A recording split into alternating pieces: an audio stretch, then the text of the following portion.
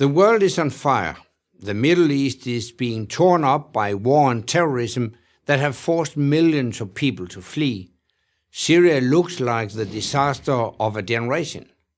Iran seeks to dominate the region and openly declares its intention to wipe a sovereign nation off the map, while in Eastern Europe, a resurgent Russia has seized Ukrainian territory by force of arms.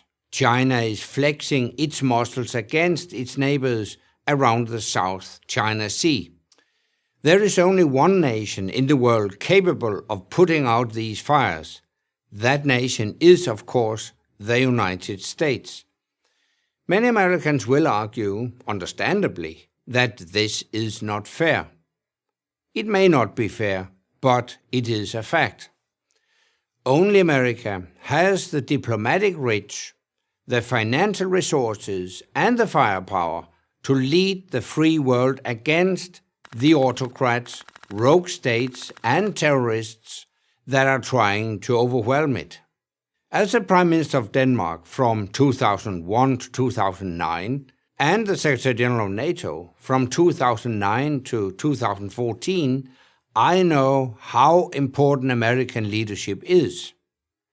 I've seen firsthand what happens when America tries to lead from behind instead of leading from the front. A case in point, Russia illegally annexed Crimea in March 2014, the first gunpoint land grab in Europe since the end of World War II. US Secretary of State John Kerry called it an unbelievable act of aggression. He went on, "You just don't, in the 21st century, behave in 19th century fashion by invading another country on a completely trumped up pretext." This might be an admirable statement of principle, but as a guide to policy, it is dangerously naive, because whether it was believable or not, it happened. The first half of the 20th century was the bloodiest in human history. That was before America became a global superpower. Since America's ascendancy, the major world powers have coexisted in relative peace. Now that peace is threatened, and America must step forward again. Simply put, no one else can do it. Europe is too weak and divided to lead the world. The free nations have an essential role to play, and they must shoulder their full share at the cost. But only America has the credibility to lead. This is not just about money or manpower. It's also about morality. Only America has the moral greatness to lead the free world, not for the sake of power, but for the sake of peace. Yet the US will only be able to ensure peace if its leaders act with conviction.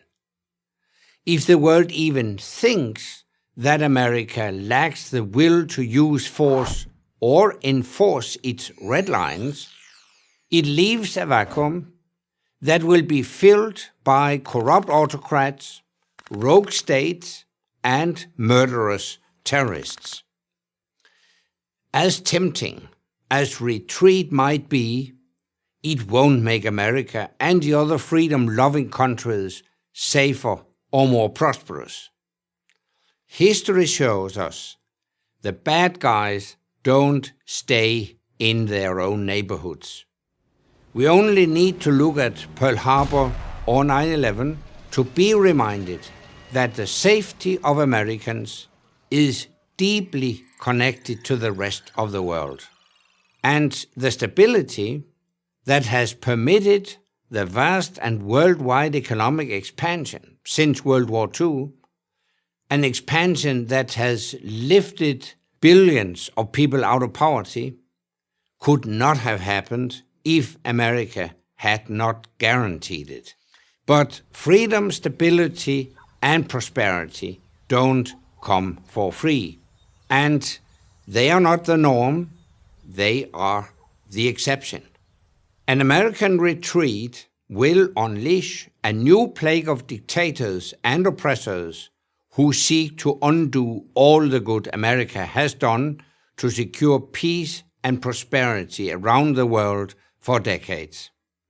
And that could lead to a fire no one will be able to put out. I'm Anders Fogh Rasmussen for Prager University.